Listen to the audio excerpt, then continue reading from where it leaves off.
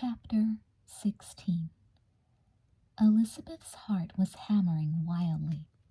She ran outside without a jacket, clutching her handbag under her arm and fighting for self-control. All she could think was that this was all her fault. If she hadn't been so furious, if she hadn't shouted those recriminations on the telephone, Jessica would never have tried to drive back on the icy mountain roads. The thought of her sister sliding out of control in the tiny Fiat made Elizabeth feel sick. She was having a hard time breathing. It was dark outside and colder than she remembered. Why hadn't she grabbed a jacket? Unthinkingly, Elizabeth hurried across the front lawn. There was a light on in the window next door. Maybe the neighbors would drive her to the hospital. If only she knew where her parents were. What if... But she couldn't let herself think. Not now. To her surprise, a black Camaro was slowing down as it passed the house, the headlights making round yellow circles on the trees.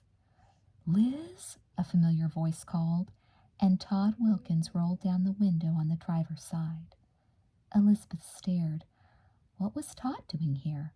Why wasn't he at the banquet? Her throat aching with tears, she raced around to the passenger side and opened the door. "Todd, I'm so happy to see you," she cried, getting inside. "Jessica's in terrible trouble. Can you take me to the hospital?" Todd turned pale. "What happened?" he asked, starting the car again without delay. "She was in an accident," Elizabeth choked out. Suddenly she felt as though she might break down. "Oh, Todd, thank goodness you're here," she kept saying. "I had no idea how I was going to get to the hospital. The police just called, and my parents aren't even home. And Jess..." "Take it easy," Todd said, giving her an alarmed look. "Liz, you're white as a sheet." "I'm so scared," Elizabeth whispered. She was trembling violently, and it was hard to focus on the road before her. Every time she closed her eyes, she had a terrible image of the red Fiat spinning on the ice, sliding off the steep mountain road, and colliding with what? A tree? Had the car turned over? Was Jessica still conscious? They were approaching the hospital now, and Elizabeth felt a wave of dizziness come over her. This just couldn't be happening. "Jessica," she whispered, too terrified to cry. What an idiot she had been! How could she have even dared to say that she wished her sister had never been born? "Come on," Todd was saying, putting his arm around her. "Liz, I think you're in shock. Just lean against me. We'll get you some water as soon as we're inside." Elizabeth couldn't answer. Everything blurred before her. The lights in the parking lot, the red letters spelling emergency, which loomed larger as they walked toward the entrance, and the ambulance with its bubble light spinning around and around, shooting rays of colored light across the cement. She had no idea what she would do without Todd to hold her up. If only Jeffrey were here. But Jeffrey... She couldn't think about Jeffrey now. "We're trying to find out the status of a patient who was admitted to the emergency room a little while ago," Todd told the nurse who came toward them. "Her name is Jessica Wakefield. Is there any way we can find out where she is and if she's okay?" Elizabeth's knees went wobbly when she saw the look the nurse gave them. "Just a minute. I'll get Dr. Davis," she said, alarmed. "You'd better have her sit down," she told Todd in a stage whisper. "Her parents are already here. It's pretty bad, I'm afraid." Her parents? How had they gotten here already? Elizabeth's head ached. She had a vivid impression of a clean linoleum floor beneath her as she sank into the chair Todd offered her. The next thing she knew, Dr. Davis, the twins' pediatrician, was coming toward her with a clipboard in his hand. He looked much younger than Elizabeth remembered, and he was wearing strange, slightly magnifying eyeglasses, but Elizabeth barely noticed.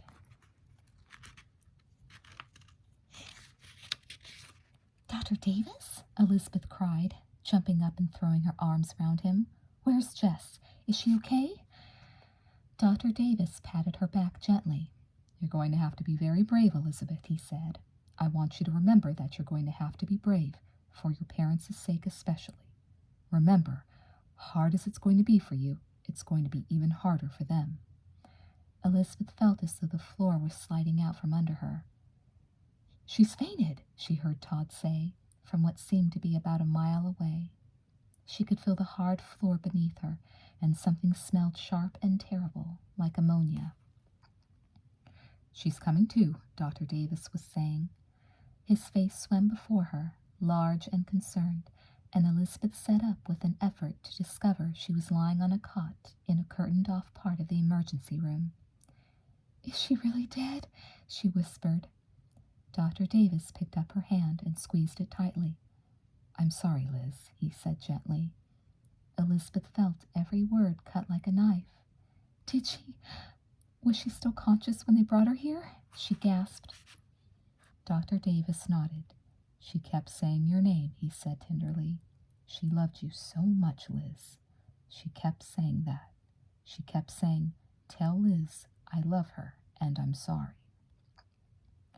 Elizabeth couldn't bear it. Tears streamed down her cheeks as she turned her head to the wall. It can't be true. It just can't, she said, over and over again. Liz, I'm going to give you a pill. I want you to take it, and I want you to drink this, Dr. Davis was saying firmly, putting a small capsule in her hand. Elizabeth swallowed it obediently and drank the sweet liquid without question. It's a tranquilizer. It's going to calm you down a little, Dr. Davis said. Did she suffer? Elizabeth cried, anguished. Dr. Davis shook his head sadly. We did everything we could for her, Liz. We tried our hardest. The car smashed into a tree, and the impact was so... But no, I don't think she was in great pain. She was much more concerned about you than herself. Elizabeth felt as if her tears were choking her. It's all my fault, she cried out, trembling again. She wouldn't even have been in the car tonight if I hadn't been so selfish. Liz, you need to try to rest, Dr. Davis said, firmly, pushing her back until her head was resting on the tiny pillow. Try not to think, he advised her. Todd and I will be right here when you wake up, Liz. I promise.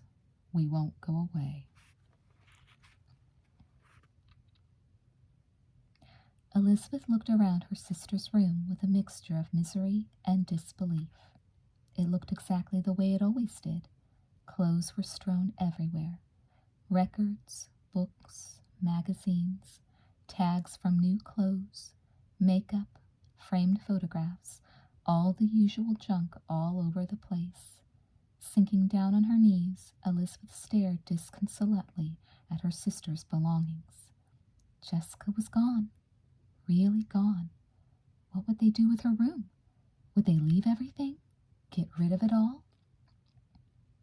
The door behind her opened then, and Mrs. Wakefield entered, her face terribly pale. There were dark shadows beneath her eyes. Oh, Liz, she said brokenly. The next minute, mother and daughter were in each other's arms, both in tears. Mom, I can't believe it. I just can't believe it, Elizabeth gasped, sobbing against her. Is she really gone? Is it really true? I can't believe it either, Mrs. Wakefield said. Your sister was so full of life, Liz. It's hard to imagine. It's impossible to imagine. Her eyes were swollen, and she looked tenderly at Elizabeth as she brushed back her daughter's hair. I know what you must be going through, honey. Much as your father and I are suffering, we know this is going to be hardest on you. She was part of everything you did, part of you. The next minute, Mrs. Wakefield was sobbing. I don't know how any of us is going to survive, she said brokenly. We just aren't a family without Jessica.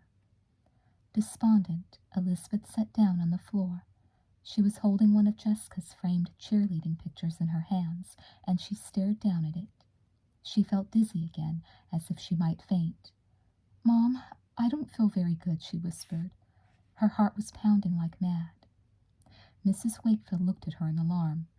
You've had a terrible shock, she said quickly. Dr. Davis is really worried about your nerves. He wants you to keep taking these tablets until... Her voice broke off, but Elizabeth could guess what the end of her sentence would have been. Until she got used to it, she thought dully. until she got used to not having Jessica around, until it seemed natural for Jessica's room to be empty, for the house to be quiet instead of filled with her laughter and chatter, until she got used to being just Elizabeth instead of one of the Wakefield twins. Elizabeth's heart was breaking. She took the pill and glass of water her mother handed her. Reluctantly, she swallowed the pill. Jessica's death was her fault. How could she take pills to subdue her grief? She was going to live the rest of her life with the knowledge that she had killed her twin sister. Numbly, she let her mother lead her downstairs, where her father was sitting in a daze, a stubbed-out cigarette in an ashtray before him. Elizabeth had never seen her father smoke before. She had never seen him look like this either, so pale and haggard. Stephen was sitting across from him, his head in his hands. They looked up briefly when Elizabeth entered the room. Elizabeth realized from the pained expression in their eyes what they were thinking. It hurts them to look at me, she thought, horrified. They look at me, and they remembered Jessica. Her knees felt weak again as she sat down. They'll never really be able to look at me again without thinking of her, she thought, miserable. You all think it's my fault, she cried. You all think I killed her. Her cry was greeted by silence. Her father turned and stared at her, and Elizabeth felt herself go cold all over. She knew she would never forget the accusing look in his eyes. We don't think that, Liz, Stephen said quietly. We know there's no point in accusing you. It was an accident. The argument you and Jessica had doesn't make any difference. Well, it makes a big difference to me, Elizabeth cried. Do you realize how terrible I feel? If we hadn't quarreled, she never would have tried to drive home, and she'd still be up at the ski lodge instead of... Liz, honey, please try to be calm, Mrs. Wakefield said. Ned, she needs rest, she murmured in a low voice to Mr. Wakefield. Mr. Wakefield didn't answer. He just kept staring dully at Elizabeth, a look of such utter grief and misery on his face that Elizabeth could barely stand his gaze. The medication was starting to take effect, and the room began to blur a little. Elizabeth didn't care anymore. She just wanted to forget everything, to let darkness wash over her and dreams intervene, and she dropped her head back against the sofa, tears streaming from behind closed lashes as she waited for sleep to blot everything out. Chapter 17. Liz, don't you remember? Some of your friends are meeting at Enid's tonight to be with you and Stephen. Mrs. Wakefield looked at Elizabeth penetratingly. Aren't you going to get ready to go? Elizabeth didn't remember, but her mother was looking at her with such concern that she couldn't admit it. Oh, yeah, she said, sitting up and blinking sleepily at Mrs. Wakefield. Her mother looked terrible. Her face was so pale, and she looked years older, and her eyes were red from crying. Strangely enough, the black skirt she was wearing belonged to Jessica, and she was wearing the same sweater that had provoked the argument between Jessica and Elizabeth days earlier. Elizabeth almost asked her why, but thought better of it. It's been a terrible week, her mother said sadly, looking past Elizabeth and out her bedroom window. I keep thinking it will sink in, but it really hasn't. It's like being numb all the time, and every once in a while, for one horrible second, the pain comes back. Elizabeth stared at her. I know how you feel, she said in a low voice. So far she had been unable to tell anyone how she felt about Jessica. It was too horrible to put into words. All she could do was keep herself going, somehow, mostly by trying not to think about what had happened. We've changed her room, you know, her mother said. Maybe you'd better go in and look. Elizabeth swallowed nervously. She felt that she couldn't bear to, but maybe her mother was right. Come on, I'll come with you, her mother said, leading her down the hall. Elizabeth opened the door and gasped. The room was completely changed. The chocolate brown walls had been painted white. There were new curtains on the windows and a new carpet on the floor. Everything was spotless. None of Jessica's things were visible. The bed was neatly made, too. We're going to use it for our guest room, Mrs. Wakefield said, looking around sadly. It certainly looks different now, doesn't it? Elizabeth nodded. She was too miserable to say a word. Now, listening to her mother's voice, she remembered about tonight. Enid had decided that something had to be done. The entire school had been in shock since the accident, but students had not been able to express their grief to one another. It was Enid's idea to have a small get-together, not really a memorial for Jessica, but a chance for Jessica's brother, sister, and closest friends to spend an evening together, talking about Jessica and about how they had been feeling since the accident. "What time is it?" Elizabeth asked her mother, rubbing her eyes. She knew she couldn't get out of going to Enid's. Her best friend was doing what she could, and Elizabeth had to make an effort to show how grateful she was. "It's 5 o'clock," her mother told her. Elizabeth sighed. It was time to get dressed and head over to Enid's. But did she really need to change? Funny, she didn't remember that she was wearing a shimmering navy blue dress. She looked down at it with a frown. It seemed to be made out of the same fabric as Jessica's ski suit. Or was she just going crazy? Elizabeth shook her head to clear it. It would be good to go to Enid's. She needed to see other people. She thought she must be cracking up. There was no one Elizabeth could confide in now, though Todd had extended his visit and was still at the Egberts, and he had come by once or twice. Nice as it was to have his support, it was Geoffrey she needed, only she wouldn't let herself see him. The very thought of Geoffrey brought her to tears. The whole terrible sequence of memories came flooding back. Geoffrey and Jessica by the lodge, the bus ride home, the awful phone call from the police. Elizabeth sighed and pulled a brush through her hair. She couldn't imagine ever feeling like herself again. Dr. Davis said it would take time. How much time? How long before she could think of anything without thinking of Jessica? Without feeling as though all she wanted to do was to collapse in her mother's arms and cry her heart out. Elizabeth had no idea, but her guess was that this pain would never go away. Give it time, Dr. Davis had said, but she had a feeling it was going to take more than time. It was going to take a miracle. The group that had gathered at Enid's house was small and subdued. Only about 10 close friends had been invited, as Enid sensed neither Stephen nor Elizabeth would want to face a whole bunch of people. Kara had come with Stephen.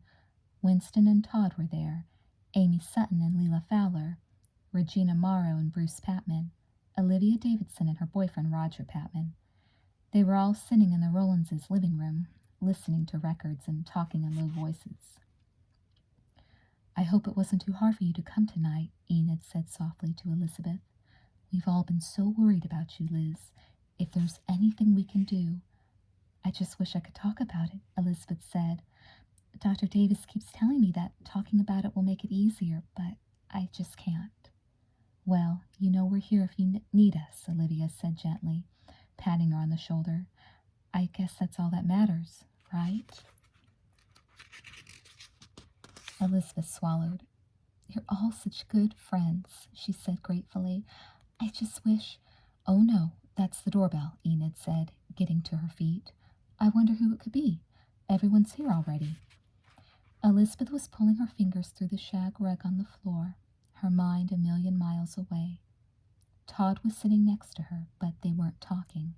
They were just sitting in companionable silence, a silence that was suddenly and violently shattered when Geoffrey French walked into the room.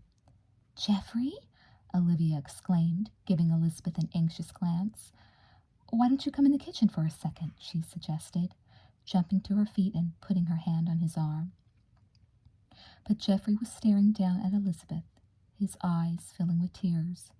"Are you okay?" he whispered, dropping down and lifting her chin up so he could look at her face.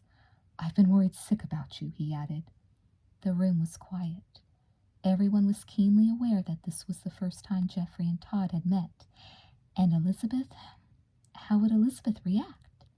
She had made it clear that she didn't want to see Geoffrey again. But Elizabeth seemed calm. Lifting her eyes with apparent effort, she stared straight up at him. "It's good to see you," she said with effort, her eyes filling with tears. Geoffrey sank down on his knees, pulling her head to his shoulder. "You poor thing," he said, stroking the back of her head gently. "You poor, poor thing." The next minute, Geoffrey's gaze fell on Todd, who was watching the reunion impassively. "You don't need to stare, Wilkins," Geoffrey said roughly. "What do you mean? I'm not staring," Todd exclaimed. A nervous hush fell over the room. Elizabeth pulled back and looked at Geoffrey. "He isn't doing anything wrong," she began, but Geoffrey was in no mood to listen. "Look, haven't you caused enough trouble around here as it is?" he continued. Todd went pale, then red. "What's that supposed to mean?" he demanded. "You know what it means," Geoffrey said fiercely. "If it hadn't been for you—" "Go on, finish what you were going to say," Todd said. "If it hadn't been for me, what would have been different? All I know is that 2 weeks ago everything was just fine around here. Then you showed up and started moving in on Liz, and all hell broke loose." "I wasn't moving in on Liz," Todd insisted. The rest of the group looked around nervously at one another. No one knew exactly what to do or say.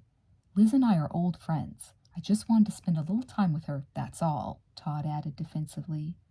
"If you hadn't started trouble between Liz and me, she and Jessica never would have gotten in an argument, and the accident would never have happened," Geoffrey said accusingly. Elizabeth covered her ears with her hands. "Stop it!" she screamed. "Geoffrey, don't you see what you're doing to me?" The tension in the room increased. Todd was clenching his fists, a murderous expression on his face. But Geoffrey refused to back down. "Why don't we go outside and take care of this, just you and me," he said, his eyes flashing. "I don't see much point in dragging anyone else into this, and I don't want Liz to be hurt, watching me kill you." Elizabeth paled. "Geoffrey, please, I don't want you to fight with Todd. Haven't enough people been hurt as it is?" Geoffrey's expression was violent. "What do you say, Wilkins? Are you going to come outside with me and settle this for good, or are you going to sit in here like a coward?" Todd jumped to his feet, his face pale. "All right, Geoffrey, we'll have it your way. To tell you the truth, I've been dying to take a punch at you ever since I got back to Sweet Valley." "Stop it, both of you," Elizabeth wailed. "I can't stand it." But it was too late. There was no stopping either of them. Todd was shucking off his sweater, and Geoffrey was rolling his sleeves up. Then he stormed outside, and Todd followed him, smashing his fist over and over again into his own palm. Elizabeth felt sick. She couldn't believe this was happening. "What am I going to do?" she asked Enid. "Come on, we have to follow them to make sure they're okay," Stephen said. "Enid, stay here with Liz," he commanded. But Elizabeth refused to stay inside. "I've got to stop them," she kept saying brokenly. "I can't let them fight." "You're not going anywhere," Enid cried, holding her back. "Kara, help me." Elizabeth broke free and rushed out through the front hall to the porch. Geoffrey was just taking a swing at Todd. Todd ducked and Geoffrey lost his balance. "I'm going to get you, Wilkins," Geoffrey grunted, grabbing him by the collar. Elizabeth blinked. What was going on? Why had Enid come running out, dressed in Jessica's silver ski suit? "Leave him alone!" Elizabeth shouted. A low rumble filled the air, and she dragged her hand across her eyes, confused. She thought she heard someone calling her name, probably Enid or Kara, but she wouldn't turn around. It didn't sound like Enid or Kara, though. First, there had been the unmistakable sound of a car in the driveway. Headlights ran across the bed and the wall, but what was she doing in bed? Where was Geoffrey? And then she heard the garage door opening and the sound of rapid footsteps downstairs. Someone was calling her name. Elizabeth sat up with an effort. Her right arm was asleep and her mouth was dry. She was upstairs, and the room was dark. Was that Geoffrey calling her? "Liz, where are you?" "I'm up here," she croaked. She got up with an effort, noticing that her phosphorescent alarm clock read 10:30. When had she fallen asleep? When had everyone left Enid's? "Geoffrey?" she called, hurrying down the stairs and turning on the lights. Geoffrey was standing at the foot of the stairs, looking up at her with concern. "Thank God you're here," a familiar voice said. "Geoffrey's been driving for hours. Those roads are like ice up on the mountain. Liz," she added, "you'd better forgive me now. After we put so much effort into coming back tonight to see how you are." Jessica? Elizabeth whispered, staring. Who'd you expect, the tooth fairy or something? Jessica laughed. Jessica! Elizabeth screamed. The next minute she was racing down the last few steps and throwing her arms around her sister. You're alive, she shouted, dancing around with her. Jess, I've just been dreaming. You didn't crash after all. Hey, Jessica said, laughing. Kara and Stephen had just come into the hallway and were watching the scene with obvious interest. It looks like she isn't mad at me anymore, Jessica called to them. How do you think I managed that so easily? Elizabeth was laughing and crying at the same time. You're real. It's really and truly you, she kept shrieking. She was so excited she had to hug Geoffrey too. And you're not fighting with Todd, she added happily. I'm not what? Geoffrey asked, staring at her. Never mind, Elizabeth said, shaking her head. I'll explain in a minute. For the time being, all she wanted to do was to hug her twin over and over again. I'll never say I wish I don't have a sister again, she promised, squeezing Jessica so hard her twin groaned. I think it was better when she was mad at me, she wailed. It was a little easier to breathe then. I don't know about anyone else, but I'm hungry, Stephen said. All this excitement is using up calories fast. Liz, have we got any sandwich stuff around? Elizabeth began to giggle. She was thinking about the sandwich she had made for herself a few hours ago. If she had known what a rough evening she was going to have, she probably would have eaten it. She was famished, and she was only too happy to follow the rest of them into the kitchen. As long as Jessica, the real live Jessica, was there for her, she was happy. She wasn't going to let Jessica out of her sight for a long, long time, she told herself. And she had learned her lesson. It was one thing to get mad at her twin from time to time, but never again, not as long as she lived, would she wish that Jessica weren't around. It had taken an awful nightmare to make her realize how lucky she and Jessica were to have each other.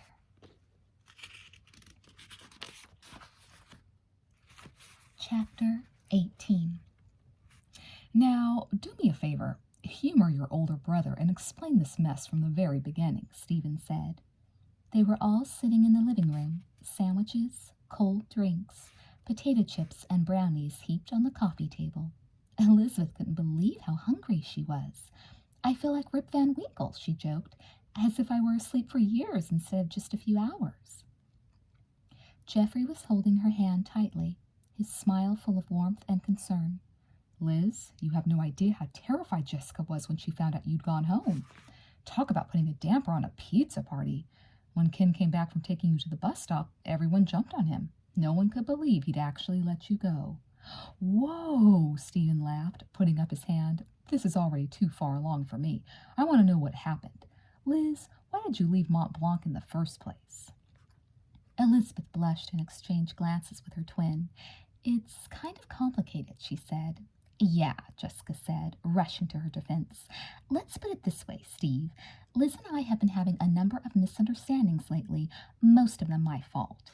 Most of them? Elizabeth laughed. Well, I guess all of them were really my fault, Jessica admitted. Everything I've done for the past week or two seems to have backfired. Somehow I seem to have gotten Liz and Geoffrey mad at each other, and... Now, that wasn't all your fault, Geoffrey cut in, still holding Elizabeth's hand. The two of us had something to do with that, too. Jessica looked grateful. Anyway, I guess I didn't exactly pour oil on troubled water, or however you say it. I really messed up on Tuesday. Geoffrey had left Liz this note, saying to meet him at Las Palmas Canyon if she still wanted to talk about things. And she meant to go, but I didn't have the car back in time. So that really did happen, Geoffrey murmured. Liz, you should have just called later and explained. I know, Elizabeth sighed, but it was all such a mess by that point. I know I should have, though. If I had, this whole mess could have been avoided. Wait a minute, Stephen interjected. I want to get to the bottom of this whole mess. Jessica brought the car back too late for you to meet Geoffrey on Tuesday. Then what? Then I decided to patch things up on my own, Jessica said. Uh-oh, Stephen said with a grin. I guess this was where things really fell apart, right? Jessica looked defensive. I was only trying to help. It was obvious Geoffrey and Elizabeth were too stubborn to make up without some assistance, so I just thought I'd try to help them. Thanks, Elizabeth said dryly. Wait, Stephen said, intrigued. Can I just ask what form this assistance took, Jess? Jessica helped herself to a brownie. All I wanted was for Jeffrey and Liz to spend the evening together tonight, so I kind of forged a note to Jeffrey from Liz, saying that it was all off with Todd and she would meet him tonight at the ski lodge at 6:30. See, I was going to explain everything to Liz on the bus ride up, only Amy took forever getting ready and we ended up missing the bus. There wasn't any time for me to find Liz before 6:30. A look of understanding came over Elizabeth's face. So when you were talking to Jeffrey, you were pretending to be me?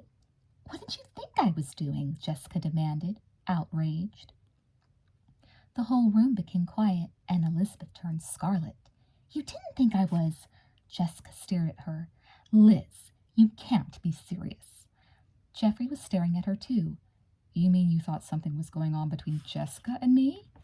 Elizabeth felt so embarrassed she could barely speak. I didn't know, she stammered. I mean, I was pretty sure that Jess wouldn't.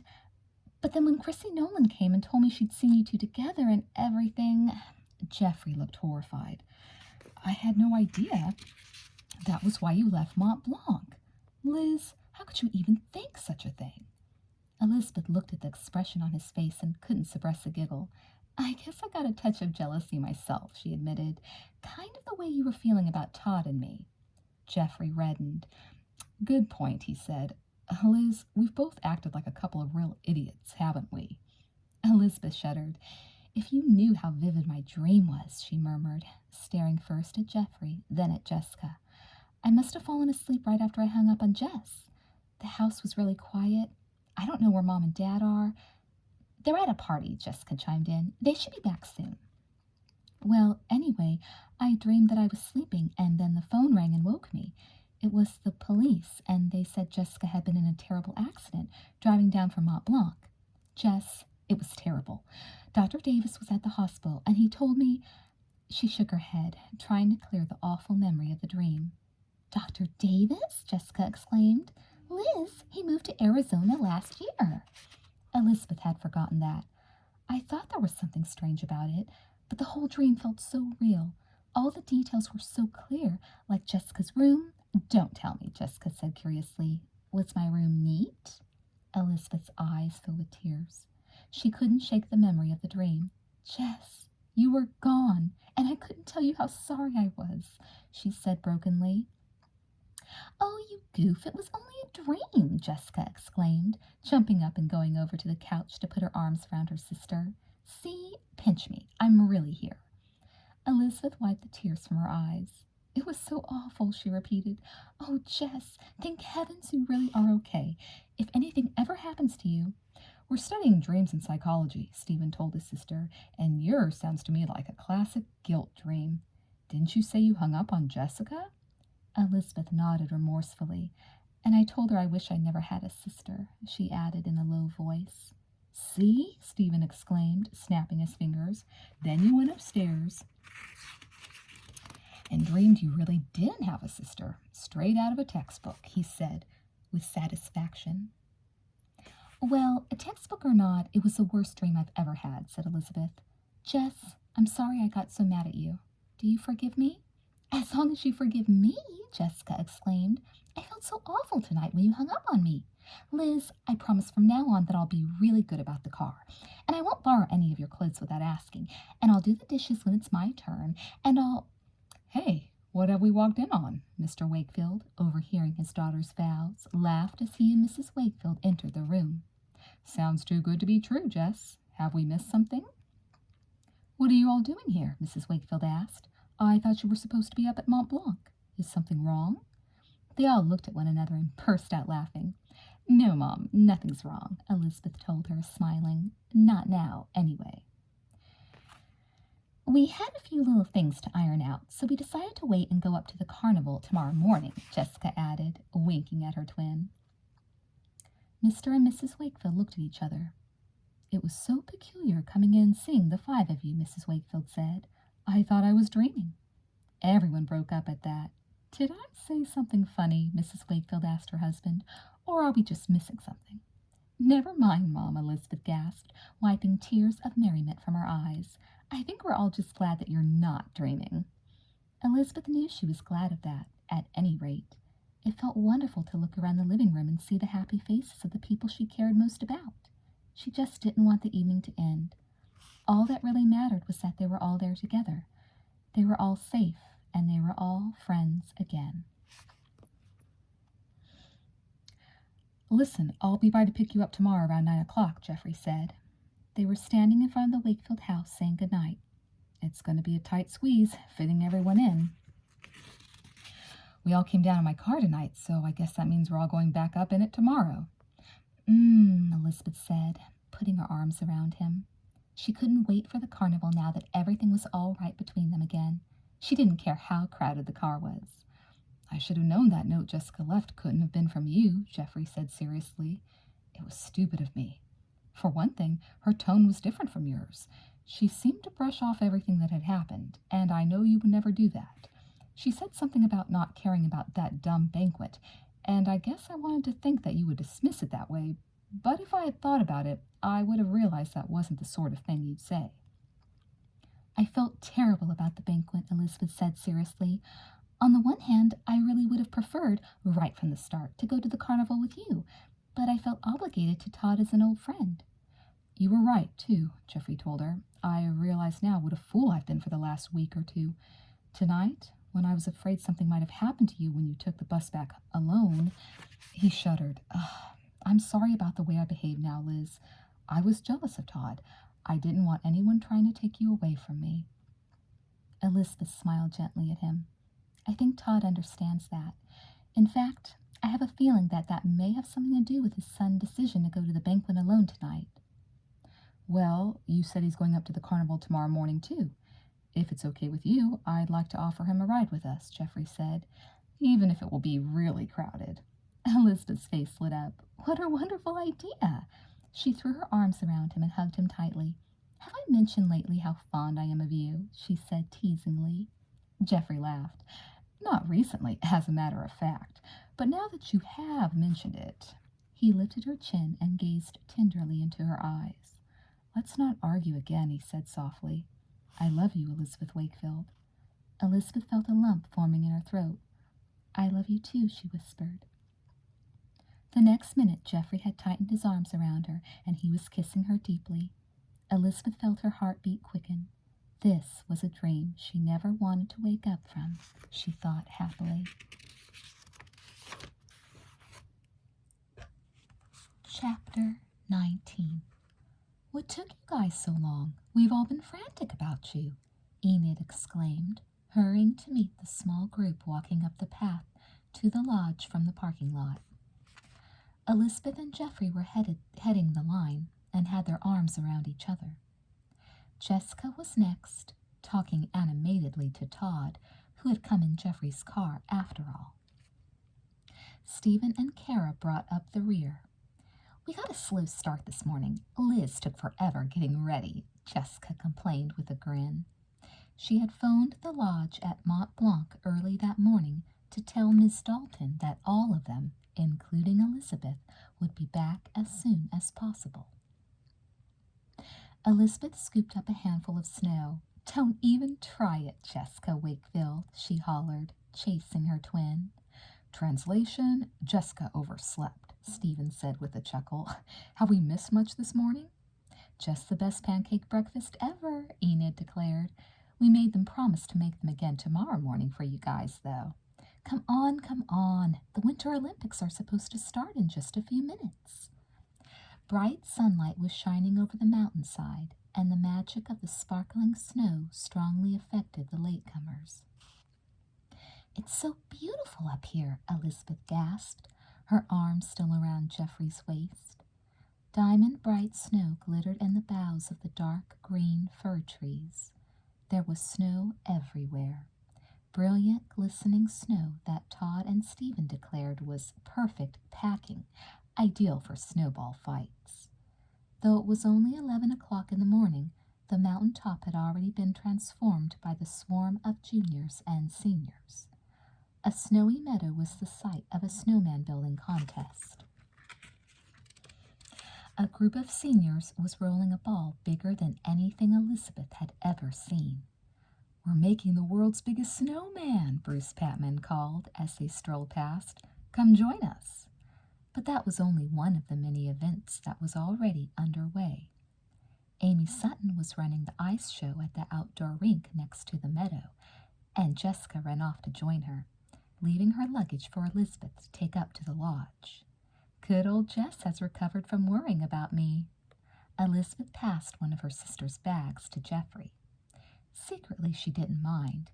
It wasn't such a big deal to take her sister's things for her, and Jessica was Jessica. That was all there was to it.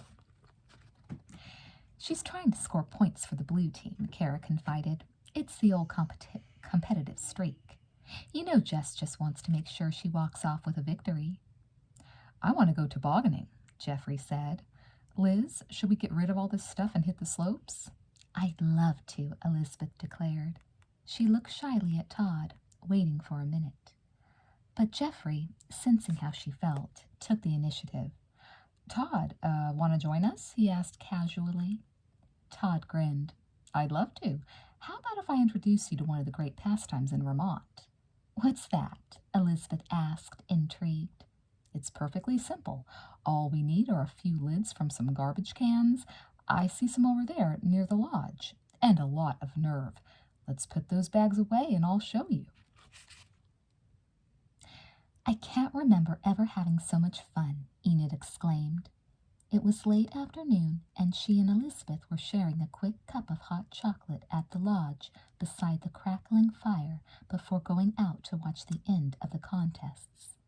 Todd and Geoffrey were competing together for the red team in the final event, the cross-country ski relay, and the girls wanted to warm up before watching the long competition. For Elizabeth, it had been a wonderful day. The sky was bright blue and cloudless, and the crisp air made everyone's cheeks bloom with color. Everyone was in a good mood, and high spirits seemed to be infectious. Mr. Collins and Miss Dalton had helped the seniors decorate the massive snowman they'd built with stray bits of clothing. By the time they were finished, everyone agreed it looked an awful lot like Chrome Dome Cooper, the principal of Sweet Valley High. Next, everyone had to have pictures taken with the snowman. The silliness seemed endless. The ice show quickly lost its organized perfection and turned into frenetic ice dancing, with loud rock tunes blaring from the PA system. Most of the outdoor sports had similarly become more creative than competitive, but the students had been keeping careful track of points. There were 4 teams, blue, red, yellow, and white, which had been formed earlier. Every event that weekend was judged by one of the faculty members. On Sunday afternoon, one of the teams would be announced the winner. But scoring points didn't seem to be half as important as having a good time. Todd's trash can lid tobogganing proved to be the hit of the afternoon, as student after student sailed down the mountainside, screaming and clinging to the side of the lid as it whizzed at breakneck speed down to the level plateau hundreds of feet below. All this exercise made everyone hungry, and a hearty lunch of chili and hot dogs helped warm the group in preparation for the long afternoon.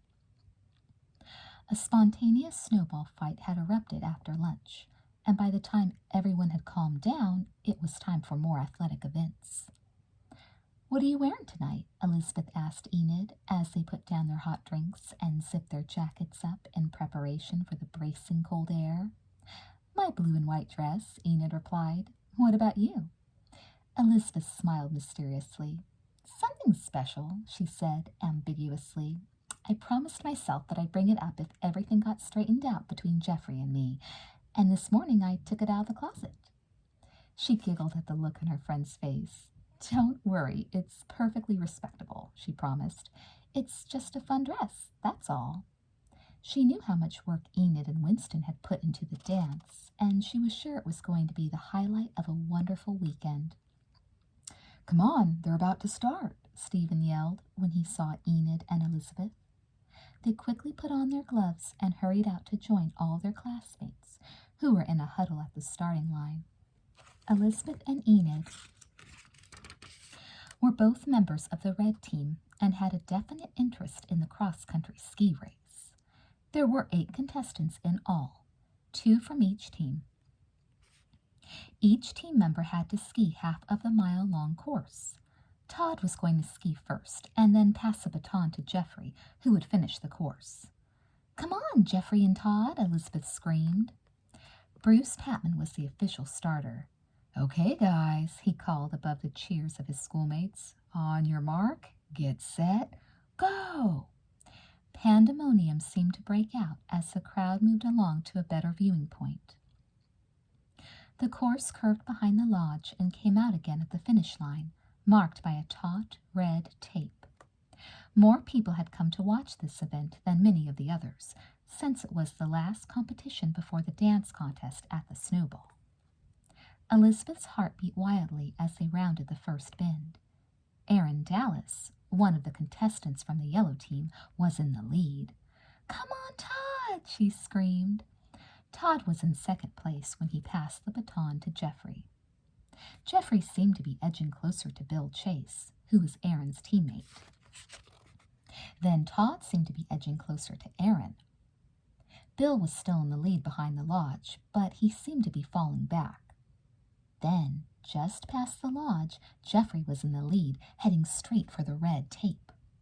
The crowd went wild when Jeffrey sailed through, the tape breaking against his chest. "Jeffrey and Todd are the winners," Bruce cried, and Elizabeth ran forward to hug Jeffrey, beside herself with joy. He and Todd patted each other on the back, and Elizabeth knew then that everything was fine between them. "You're a terrific skier, Jeffrey," Todd said appreciatively, shaking his hand. "You should come out to Vermont and teach me a few tricks." "You aren't half bad yourself," Jeffrey grinned, "and I'll take you up on the first part of that anyway." He looked at Todd with genuine warmth. "Nice being your partner," he said gruffly, slapping Todd on the back once more. Elizabeth smiled as she watched them ski off together. "Enid, I've started a wonderful friendship. You think either of them will remember to ask me to dance tonight?" "I think," Enid said, her green eyes twinkling, "that if you play your cards right and wear your special new dress, one or the other of them just might remember." "Oh, Enid!" Elizabeth gasped, stepping forward with a look of astonished pleasure on her pretty face. She couldn't believe how beautiful the ballroom at the inn looked. It was like a sparkling snow palace. Tinsel streamed from the beams overhead and was laced through the fir boughs decorating the windowsills and cornices.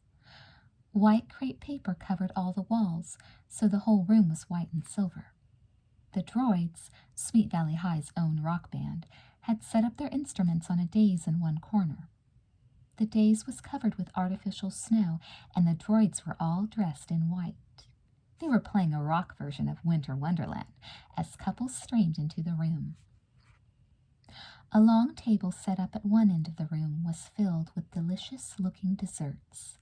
Cakes with white icing, mounds of vanilla ice cream, and snow-white cookies, and a bowl of sparkling punch. It looked scrumptious, and the total effect was pure magic.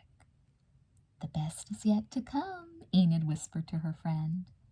Elizabeth barely heard her. Jeffrey had just come into the room, and she drifted toward him, keenly aware of the effect she was having.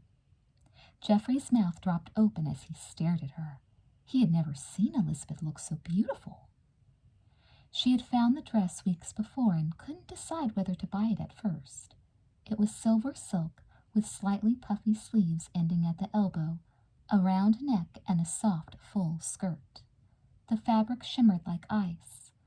With a small strand of pearls around her neck and tiny silver and pearl earrings, Elizabeth felt wonderfully glamorous, and Jeffrey's expression told her the outfit was perfect.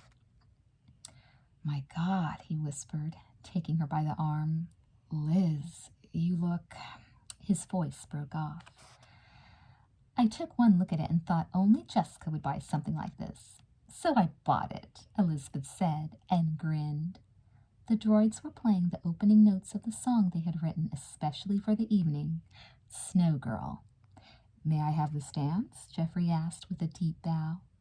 In his white linen jacket and crisp white trousers, he looked extremely handsome, and Elizabeth's pulse quickened as he slipped his arms around her. Dana Larson, the droids' lead singer, sang the lyrics in a rich, throaty voice. We live in such a cold world, don't let it make us cold. You know you are my snow girl, you turn ice into gold. Couples were drifting out to the dance floor now.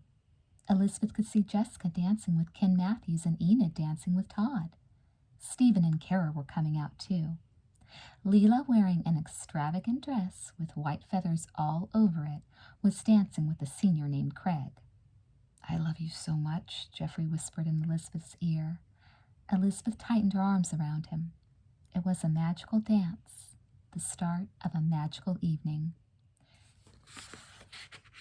You took my heart, girl, which was ice, Dana sang, closing his eyes. One look from you and I'm on fire, so let's just listen to our hearts, girl, lift our hearts up even higher. Elizabeth sighed in utter contentment. Mr. Collins was leading Miss Dalton out on the dance floor now, and applause broke out as Winston ran out to the center of the dance floor and released dozens of silver and white helium balloons. They floated up to the ceiling, shimmering and bouncing, and the applause swelled.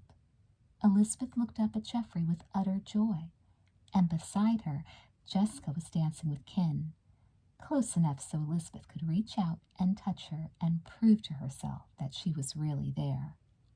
She knew she would never, ever regret having a twin again.